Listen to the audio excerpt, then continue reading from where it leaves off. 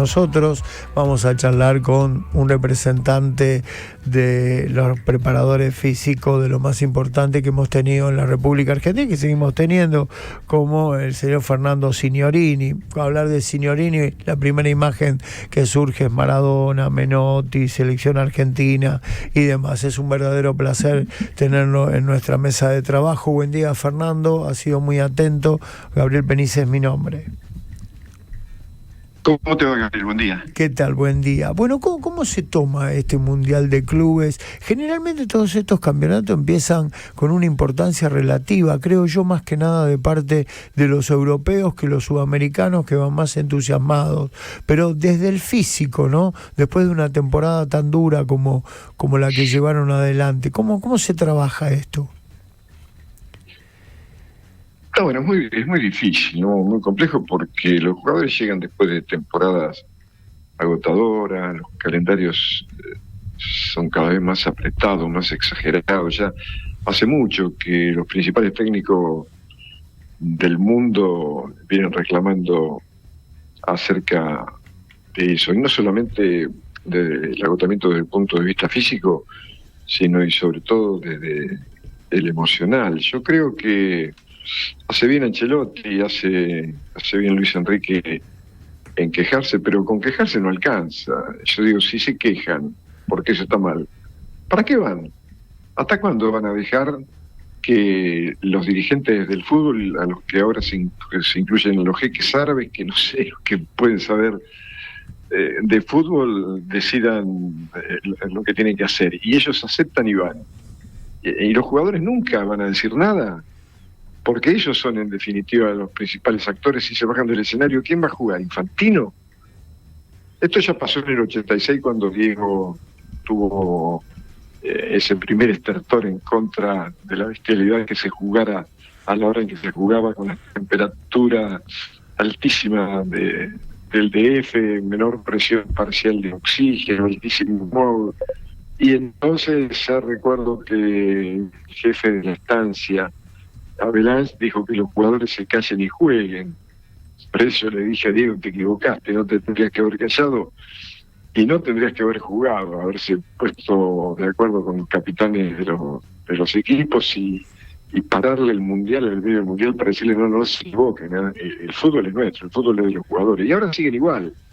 Se quejan, pero aceptan. Entonces claro, es otra vez la dialéctica del amo y el esclavo. Y ¿no? otra vez aparece el dinero por encima del deporte, ¿no? Porque siempre. Sí, no, y por encima de la vida también de quienes lo practican. Hoy el deporte de alta competencia en general es una patología muy preocupante. Vos viste que atletas de primer nivel mundial, como por ejemplo Naomi Osaka, que uno del mundo, Simone Biles, que esta gimnasta maravillosa, parecían tener todo, pero inclusive han estado con problemas, inclusive con intentos de suicidio. Y con un vacío interno que cuesta entender desde este otro lado.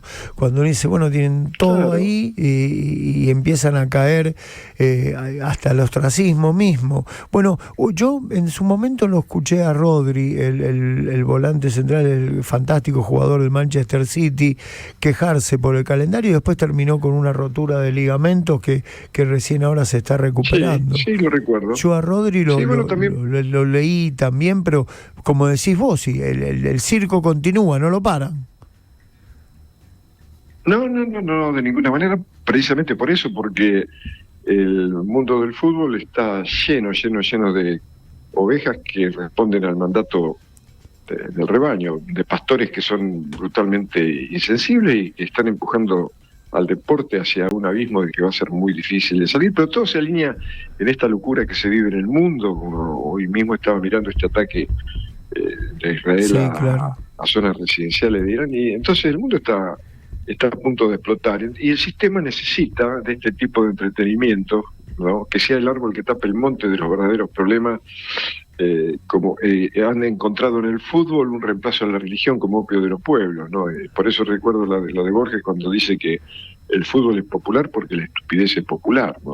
Otra manera sería que la gente se negara a ir a los estadios y que no pagaran la locura que se pide, como pasa con la selección argentina cuando juega por la clasificación, de que también es otra estupidez porque ¿cómo puede ser? ¿Cómo se explica que un equipo que es campeón del mundo es como si, por ejemplo, Alcaraz, que ganó Roland Garros, tuviera que jugar la quali del otro Grand Slam? No, ellos han ganado el derecho a ser cabeza de serie, pero necesitan 10 partidos de Argentina, porque son 10 partidos de Messi de local, 10 de visitante. Es dinero, dinero, dinero, dinero, dinero, y los jugadores no dicen nada, y los dirigentes no dicen nada, y que eso hay muy pocos periodistas a quien le interese también ir a fondo y rascar el fondo de la olla de esta barbaridad que se está cometiendo, ¿no? Entonces, porque hablan estupideces, se quedan con, qué sé yo, con las cosas frívolas que emerge del deporte, y en este caso de los futbolistas. Pero esto es una locura, una más, pero te repito, si tanto les duele, bueno, que no vayan. Claro, que de una buena vez se imponga, claro, esto. Bueno, pero a veces pasa también en el automovilismo, pasa en el tenis. Djokovic intentó una movida por ahí, pero no dejan de ser títulos periodísticos. Claro, faltarían más Djokovic, faltaría más Diego Maradona, faltaría, no sé, después dicen que admiran, qué sé yo, al Che Guevara, o que admiran a Mandela, y sí, bueno, y entonces si es un poco como, viste, como pasa con muchos amigos de Diego, muchachos que han dicho que lo quieren, que lo admiran, pero después se sacan fotos con Milei, como pasó con el Cholo, con Adorni, como pasó con Pumpido, con Ruggeri, con Kempes, con Tarantini. Entonces, bueno, si decimos una cosa tenemos que obrar en consecuencia, porque si no, yo no te creo. Yo no sé si Diego estuviera vivo hoy, ellos se hubieran sacado una foto con estos personajes, ¿no? Más allá de la libertad que tienen para hacerlo. Claro. Pero bueno, entonces que no digan una cosa y obren de otra manera, ¿no? En algún momento de la charla nos nombraste a Messi. Messi está jugando en un fútbol que indudablemente es un fútbol de inferior calidad. ¿Cómo lo imaginás que se lo van a preparar para el próximo Mundial? ¿O qué imaginás de Messi en el próximo Mundial?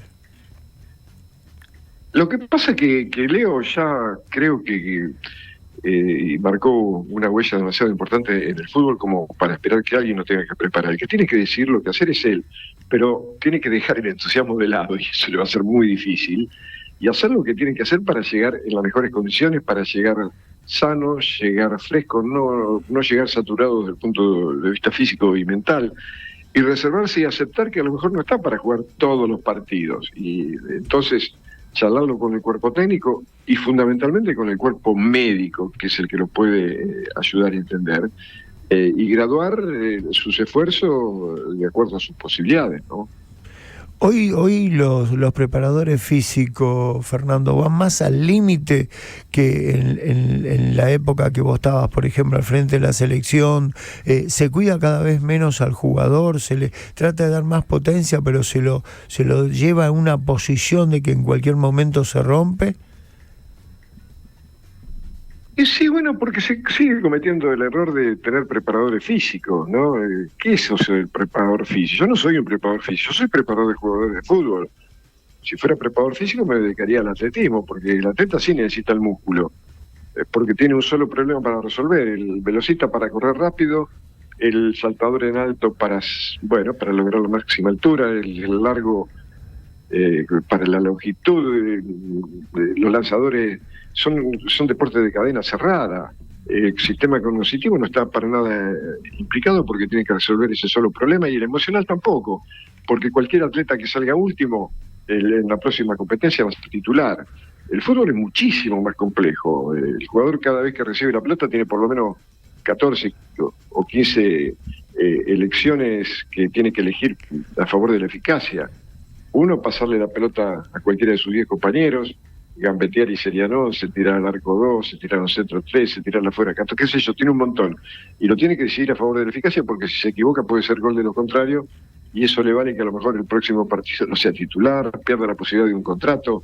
Es completamente distinto y más complejo. Ahora, como decía Menotti, cuanto más sabe el director técnico, menos trabaja el preparador físico. Entonces yo tengo que sospechar que los técnicos de hoy saben muy poco, porque los preparadores físicos, que así se siguen llamando con orgullo, y yo no sé por qué, ocupan más espacio en la preparación. José Mourinho, en su libro Mourinho, ¿por qué tanta victoria?, dice: no tendría trabajo para darle un preparador físico convencional, porque el problema en el fútbol no es correr más, es correr a favor de la eficacia. Muchas veces para ser eficaz tenés que estar parado, ¿no es cierto? Como hace Messi, que está ahí como una fiera de acecho para saber cuándo pegar el zarpazo. Para los jugadores hoy parecen la mosca en el parabrisas, van y vienen, porque se ha impuesto eso. El mismo Pep Guardiola o Paco Cerulo dicen: la preparación física no existe, y tienen razón. No existe la preparación física, es un reduccionismo. La preparación del jugador es muchísimo más compleja, y dentro de esa preparación existe también el descanso como una parte fundamental para la reaportación de energía, no solamente física, sino también emocional, ¿no? ¿Cómo fue prepararlo a Diego con 33 años de él en el 94?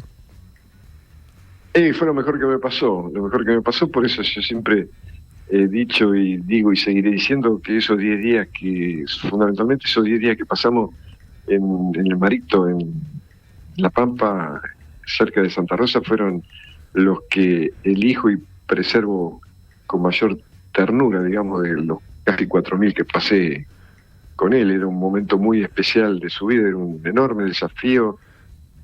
Fue tan grande que hasta decidió dejar el último miligramo de cocaína en Buenos Aires, porque inclusive exponiéndose al riesgo del síndrome de abstinencia, que debe ser brutal en un cocainómano, para darle el gusto a Alma y a Yanina de ver su primer mundial, y también por amor a la camiseta argentina y a la pelota de fútbol, obviamente de quien era o la que era tal vez la mejor pareja que lo acompañó en su vida, ¿no?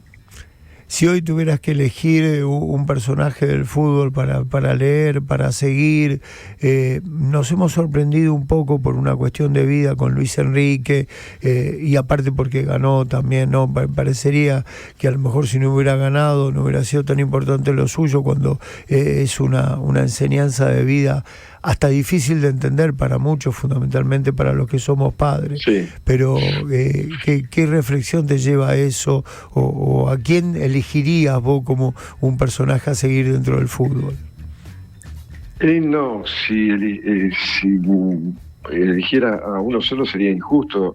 A los mejores, a los más sensibles, en definitiva, aunque no hayan ganado nada o aunque lo hayan hecho, qué sé yo, a Panzeri, cómo no, a Luis Enrique, por supuesto, hoy a Marcelo Bielsa, a César Menotti, a todos los Ángel Capa, a todos los tipos que defienden el fútbol como una maravillosa excusa para ser feliz, como un argumento para hacernos mañana mejor que hoy, y no solamente como jugadores, sino también como, qué sé yo, como seres humanos, ¿no? A los que siguen pensando que el fútbol es una construcción de las clases populares, es un elemento o argumento cultural y formativo, y desde ahí hay que defenderlo. Los que privilegian los medios para lograr los fines y no los que prefieren los fines a pesar de los medios, ¿no? A todos ellos, sí, y hay muchos, y hay otros, muchos que no son conocidos. Al mismo Juan Cruz Comer, que dice y se pone, por eso no le ponen tanto micrófono, porque dice lo que el poder no quiere, porque él no es la oveja del rebaño, y me parece fantástico. Y como él hay otros que como siempre quedan al margen, porque hay que elegir a los que eligen eso, eligen ser corderitos, porque además saben que el serrucho sigue afilado y le pueden cortar las piernas, ¿no? Pero a Pablo Aimar alguna vez también lo leí que no... por supuesto, claro. Sí, por eso te digo, hay muchos y sería, qué sé yo, interminable la lista. Claro. Lo que pasa es que son, en definitiva, los que menos posibilidad tienen de hablar, porque no dicen lo que los medios quieren. No te olvides también que en tu profesión hay muchos alcahuetes miserables del sistema que dicen que los disfrazan de saco y corbata para hacerlo creíble, pero para las estupideces que dicen podría estar con un mameluco y le sobraría, ¿no? Pero bueno, esto es la historia misma de la humanidad, ¿no? Profe, realmente ha sido muy amable en atendernos. Una pena que el tiempo nos lleva por delante a esta hora de la mañana, pero es para largo y tendido esto. Dejo un abrazo grande y ha sido muy generoso con nosotros. Bueno, a ustedes y a la audiencia, un abrazo y mucha suerte. Hasta pronto.